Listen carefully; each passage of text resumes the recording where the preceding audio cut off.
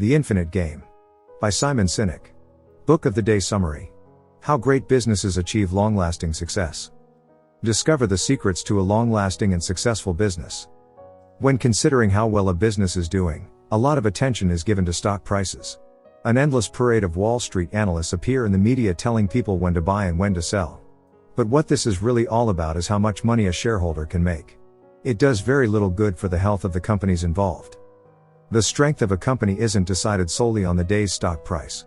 If a CEO is focused solely on share price and making shareholders happy, she's not working in her company's best interest. Leaders need to have their eyes on the future and making bigger plans come to fruition. They need to be innovating and making products that people want, not just trying to sell things they believe they can sell. This summary contains a plan for getting businesses back into long-term thinking, helping them form strong teams that can withstand the ups and downs of the marketplace. In this summary you'll find what the 5 practices of an infinite mindset are, how Microsoft's deviations from its guiding principles hurt business, and how a Nobel Prize-winning economist has hurt capitalism. Key idea 1. The business world is not a finite game, so business leaders need to adopt an infinite mindset. When you play sports, there are a lot of rules to abide by. Some of the most important rules are that everyone playing the game agrees on when it starts and stops, how to score a point, and that the deciding factor on who wins is who has the most points at the end. This is what's known as a finite game. Contrary to what many people think, business is not a finite game. There are no start and stop times that all players agree upon. And while there are certain legal rules that all businesses are told to follow, what the players do within those rules is up to them. The business world is, in fact, an infinite game. There's no fixed time frame and no agreed upon way of keeping score. Since there is no possibility of winning, the goal of an infinite game is to stay in the game for as long as possible. It may sound blasphemous, but profit and revenue are not the only signs of business strength. In fact, it can be truly detrimental to look at revenue and profits as being the sole decider of success. After all, today's high profits will mean nothing if you're not strong enough to weather tomorrow's challenges. This is why business leaders need to think in terms of an infinite game. They should build something that's not designed to win but rather to last for generations to come. When your business plan is focused on short-term goals, like getting the best possible earnings for the next quarterly report, you're bound to get a kind of tunnel vision that ignores what's really important, like being innovative and creating the best product or service that people want. These things are far more important than getting the most market share or getting the most money to your shareholders. Consider Microsoft's original guiding principle. As Bill Gates put it, he wanted his company to empower every person and every organization on the planet to achieve more. This definitely falls under the infinite mindset. However, in the early 2000s, under the finite-minded leadership of former CEO Steve Ballmer, Microsoft became focused on beating Apple and winning more market share, to the detriment of its reputation. Microsoft chased after Apple with devices such as the Zune, for example, which was designed to compete in the marketplace created by the iPod. As a result, the company became less known for its innovative and empowering products, while Apple became known for creating entirely new markets. Key idea 2. There are 5 keys to playing the infinite game, and the first is having an inspirational just cause. A good player in the infinite game is Victorinox, the company that makes the Swiss Army knife. For a long time, the Swiss Army knife was a popular multi-purpose tool, but following the events of 9/11, it was banned from airline carry-on luggage and sales plummeted. Prior to 9/11, Swiss Army knives accounted for 95% of sales at Victorinox, but as CEO Carl Elsener explained, any long-lasting business will experience multiple ups and downs. So instead of thinking short-term, he says, we think in generations. Victorinox boldly branched into new markets such as fragrances, travel gear and watches. It's now a far stronger company than it was before, with Swiss Army knives accounting for only 35% of its revenue. As the author explains, there are 5 essential practices that make up the infinite mindset. They are: advance a just cause. Build trusting teams. Study your worthy rivals. Prepare for existential flexibility. And finally, demonstrate the courage to lead. Let's start at the beginning with perhaps the most important practice, making a just cause. Like Bill Gates' original vision for Microsoft, a just cause is inspirational as it looks toward a better future and lets your employees know what they're working towards. A good just cause is also inclusive, bold and idealistic, as well as representative of the benefit your business aims to provide. Another important characteristic is for it to be resilient and capable of withstanding future changes. What a just cause is not as a moonshot. Many companies offer up mission statements that simply aim to be the biggest or best at something. This can result in the kind of tunnel vision that the GPS device company Garmin fell victim to. Garmin's mission states, "We will be the global leader in every market we serve and our products will be sought after for their compelling design, superior quality, and best value." This is the kind of typical, generic statement that many companies have. Its focus is inward, on becoming a great big company, and any nod to customer benefit comes across as an afterthought. The result of putting the customer last can be seen in their steady decline since 2007. Around that time, many smartphone apps began to offer GPS tracking, but rather than release their own smartphone app, Garmin remained stubbornly focused on making its own devices. It's now worth a third of its 2007 value. Key idea 3. The original vision of capitalism is different and healthier than the version that emerged in the 1970s. Are your customers or shareholders the most important part of your business? This question cuts right to the heart of what we consider to be the guiding principles of capitalism. It's something to keep in mind when thinking about your just cause.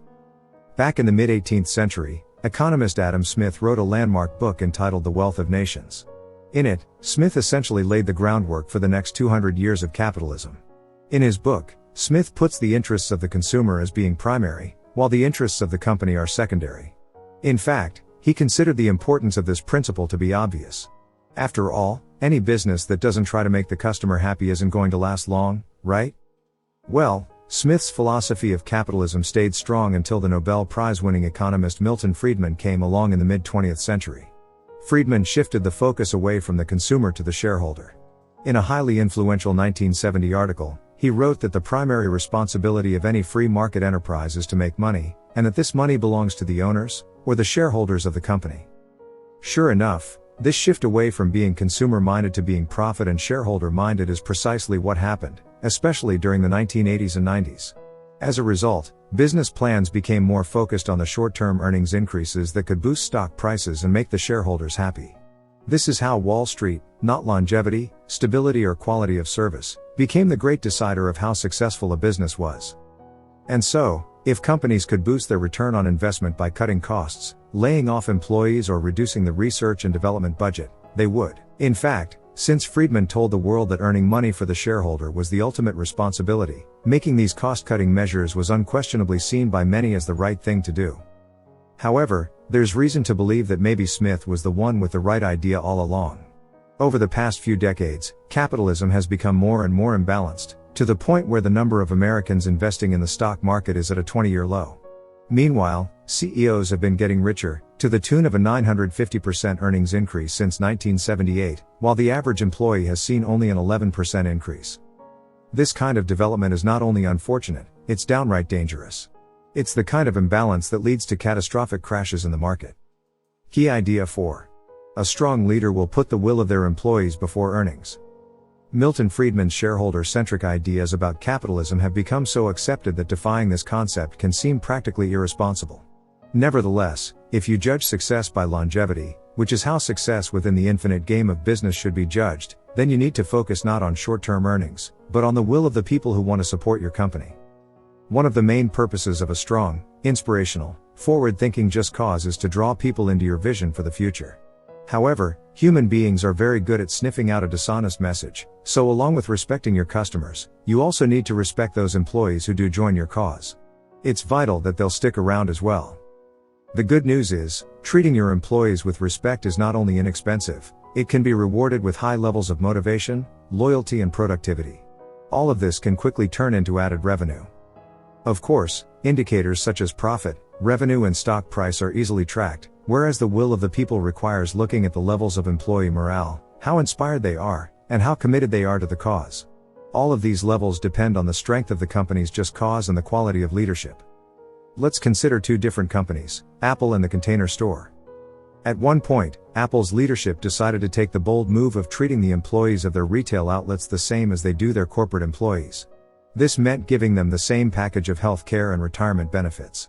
The result was that Apple saw levels of employee retainment jump to around 90%, whereas the retail industry average is around 20 to 30%. Due to this, the company could spend less on recruitment and training and enjoy the added benefit of having loyal and highly motivated employees delivering better service. And what about the Container Store, which sells organization and storage products? When the 2008 recession hit, they were not immune. They needed to find a way of cutting costs, But the company's infinite-minded leaders decided to put their employees first, and rather than laying off anyone, they proposed a temporary but indefinite freeze on salaries and 401(k) matches. Leadership was worried about what the response would be. They shouldn't have. It turned out the employees not only understood the decision, they would also take it upon themselves to find more ways to reduce costs by paying for their own expenses when traveling. Respecting the will of the people pays off after all. Key idea 5. Creating a culture of trust will lead to better business practices and more ethical conduct. When the almighty dollar becomes the main focus of a business, it not only leads to an uninspiring just cause, it leads to distrust and even unethical business practices. Both of these can greatly reduce business longevity. In companies where employees feel a lack of trust, accidents and poor performance are bound to arise. This is due to the simple reason that no one will feel comfortable enough to speak up when mistakes happen or when someone is unsure about what to do. This was precisely the case at the Ford Motor Company prior to 2006, when new CEO Alan Mulally was brought on board. He quickly discovered that the previous CEO had a habit of berating and even firing people who brought bad news to his attention. Naturally, Ford employees made it their habit to only bring good news to meetings. Mulally knew that things would only get worse if he didn't find a way to turn this culture of distrust around. So he started weekly business plan meetings and encouraged everyone to bring bad news to the table. Eventually, one employee felt safe enough to do so and, much to the employee's relief, Mulally celebrated the news with a round of applause. As he put it, just because someone has a problem doesn't mean they are the problem. Having regular meetings where people are encouraged to share their concerns is just one way to build what the author calls trusting teams. It all starts with just one meeting room, or in the case of the Shell Oil Company, one oil rig. At their first trust meeting, Shell employees were gathered together in circles to simply talk about their lives. While oil rigs are generally thought of as masculine places where touchy-feely emotions are brushed aside, the meetings were a huge success in forming bonds and establishing trust. When they spread company-wide, the overall accident rate reduced by 84%. Ultimately, a culture of trust requires that the company's values and behavior are aligned first and foremost with the people, and not profit. Otherwise, a culture of unethical behavior can quickly take over. Such was the case at the banking company Wells Fargo. Between 2011 and 2016, over 3 million fake bank accounts were created by employees throughout the organization. An investigation showed that CEO John Stumpf knew of this practice as early as 2002. He'd helped create such an untrustworthy, high-pressure sales culture that employees felt they would be at risk of getting fired if they didn't resort to such unethical practices. Key idea 6. Be motivated by worthy rivals, and make a bold change of course when the time is right. If you're a sports fan, you probably know the benefit of having a worthy rival. When you're playing against an opponent with superior skills, you appreciate how he forces you to raise your own skill level and learn new techniques. While this healthy attitude is commonplace in sports, it can also be found at infinite-minded businesses. In 2006, when Alan Mulally took over as CEO, the Ford Motor Company had spent the past 15 years losing 25% market share. The recovery strategy Mulally was given involved increasing sales promotions and cutting costs, a very finite-minded strategy. Mulally had no intention of chasing market shares. Rather, he wanted senior management to start driving cars made by Toyota and Lexus. He wanted the managers to study these rivals, learn from them, and find out why people preferred these cars over a Ford. Mulally didn't want to put other car companies out of business, either, especially when the 2008 recession hit. At the time, Ford was in a stable financial position and didn't need government bailout money like GM and Chrysler. But he knew that the vendors and suppliers Ford relied on could go out of business if big clients like GM were to collapse, so Mulally supported the efforts to help his rivals. Sometimes, learning from your rivals means going further than just taking a few tips and tricks. Sometimes, it means performing an existential flex. This is essentially a self-prescribed change of course, or self-disruption, and it can be one of the toughest things for a finite-minded business to do. In 1979, Apple's Steve Jobs saw the new graphical user interface, GUI, technology Xerox had been working on, and it caused him to immediately change Apple's plans. GUI introduced the point-and-click mouse cursor as well as the desktop and the icons for desktop folders. It didn't require a user to know any computer language to operate her device.